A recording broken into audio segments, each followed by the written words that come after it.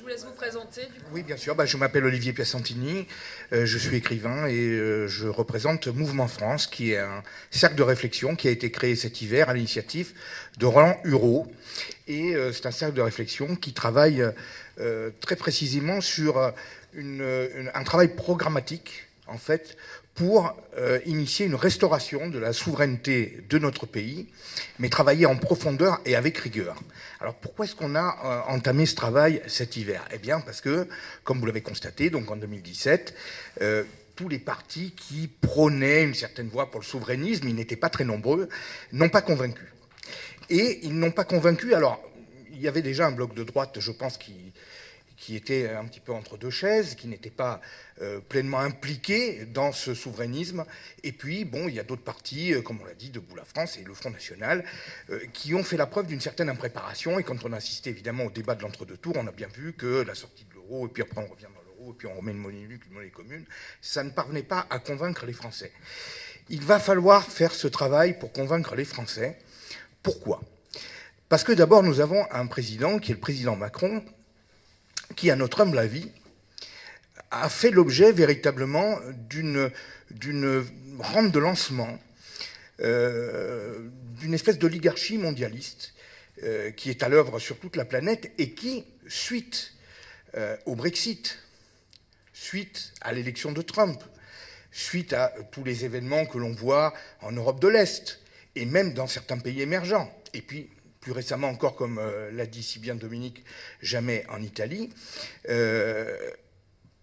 le projet mondialiste semble avoir du plomb dans l'aile.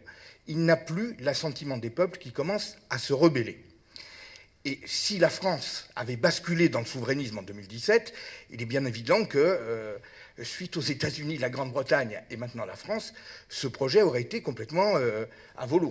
Et d'ailleurs, même Georges Soros a dit récemment notre projet mondialiste commence à avoir quelques résistances en face de lui.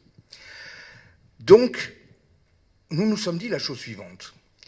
Le souverainisme n'a pas convaincu parce qu'il n'était pas préparé, il n'était pas explicité. Et puis, il y a aussi un autre élément qui nous paraît essentiel. Il faut convaincre les Français, peut-être plus que d'autres peuples, de cette nécessité de souverainisme.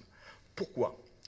Parce que la France, bon, c'est une banalité de le dire, c'est le pays des droits de l'homme, mais c'est un pays qui porte aussi des idées universelles qui sont répandues dans les écoles, dans les médias, qui sont dans nos esprits, qui sont dans nos têtes. Et c'est vrai que nous tous, Français, nous pensons que notre pays a une vocation à une parole universelle.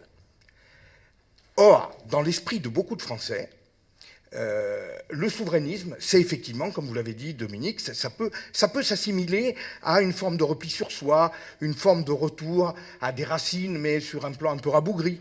Et en quelque sorte, on veut démontrer que le souverainisme ne sera pas ce repli sur soi, ne sera pas ce retour à de simples questions identitaires, mais en fait une nouvelle façon de formuler la place de la nation et le rôle de chacun dans un concert des nations qui doit être demain organisé d'une autre manière que ce qu'il est aujourd'hui. Voilà.